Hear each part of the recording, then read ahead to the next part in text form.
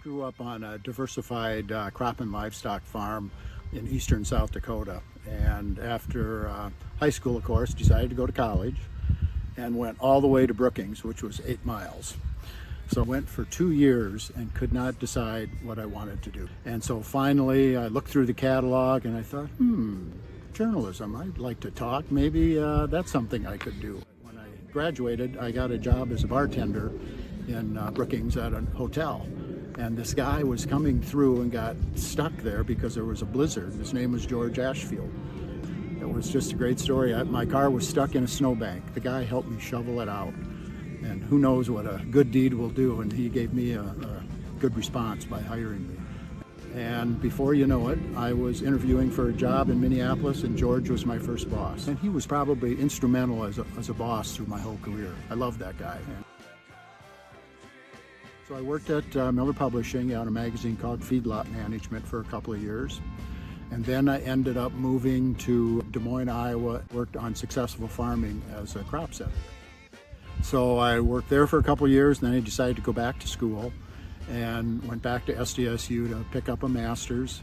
Ended up back in Minneapolis and got a job working at Call McBoy Advertising. So I did part advertising, part public relations, and after about 3 years I became the Ag PR manager, which is the first time they'd had anybody in that position. And then Farm Journal came along and offered me a job. And I thought, boy, this is pretty hectic here at the ad agency. Maybe I should get back into journalism. Hired there to be sort of a swing editor on 3 livestock magazines. I did work on Top Producer and Farm Journal.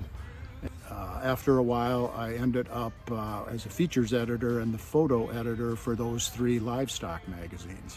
And that sort of unlocked a door for me. I was really interested in photography, and I guess that's more my passion in journalism, is the photo end of it. And so I did that for several years, and then ended up at Beef Magazine. There for about 5 years with another really good boss, Joe Reubel, a longtime friend of mine too.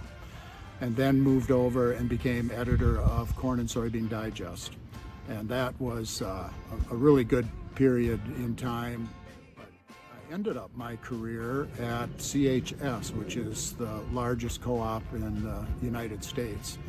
And I was their editor-in-chief of their corporate magazine and learned how to do corporate journalism, which is a bit different.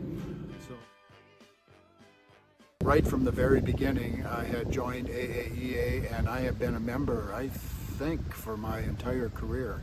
I can't remember a time when I wasn't. I really enjoyed, the cliche networking thing, but gosh, when you work on so many different publications, you become friends with a whole different group of people, and they all gather together at what now is the Ag Media Summit. And it's been just fun to see all those people. Highlight for me with AAEA has been being involved in committees, and I can't tell you enough about how important that is, and would encourage everybody to do that at some point if you could.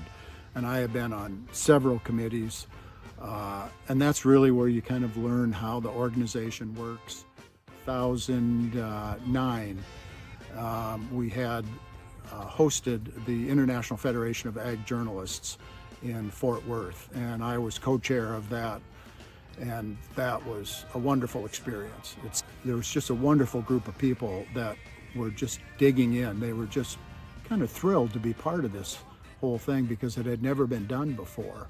Kind of close friends with several of the photographers of the year, and just learned immensely from them. When I go to an Ag Media Summit, I never miss a photo session. I learn something every time I go.